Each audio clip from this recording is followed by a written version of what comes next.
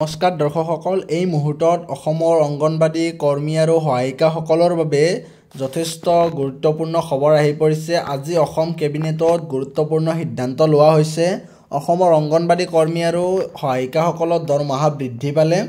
1 অক্টোবৰ তাৰিখৰ পৰা অংগনবাড়ী কৰ্মী আৰু সহায়িকাসকলে বৰ্ধিত দৰমহা লাভ কৰিবলৈ সক্ষম হ'ব।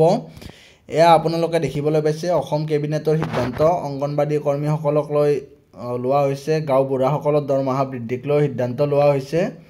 এই ধৰণে কৰ্মী আৰু সহায়িকাসকলৰ দৰমহা এই ধৰণে বৃদ্ধি হ'ব যে আগতে ৰাজ্য চৰকাৰৰ তৰফৰ পৰা 1500 টকা আৰু 750 টকা অংগনবাড়ী কৰ্মীসকলক দিয়া আহিছিলে। মানে এইটো ৰাজ্য চৰকাৰৰ, কেন্দ্ৰ আৰু ৰাজ্য চৰকাৰ মিলি বেছি হয়।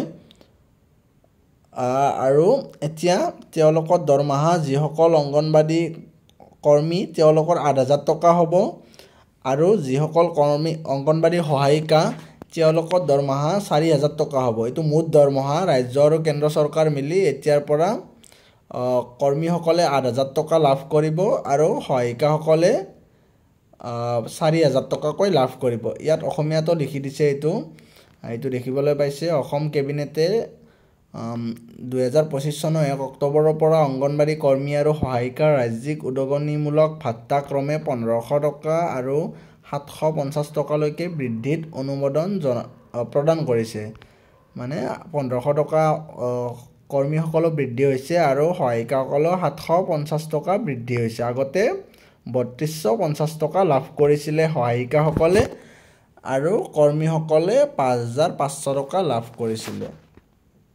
ক্ষমা কৰিব, 6500 টকা লাভ কৰিছিলে।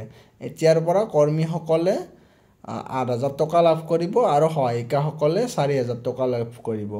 লগতে গাঁও বুঢ়াসকলৰ দৰমহাও বৃদ্ধি পালে। গাঁও প্ৰধান তেওঁলোকৰ দৰমহা 9000 টকাৰ পৰা 14000 টকালৈ বৃদ্ধি কৰা হৈছে। এতিয়াৰ পৰা তেওঁলোকে 14000 টকাকৈ লাভ কৰিব।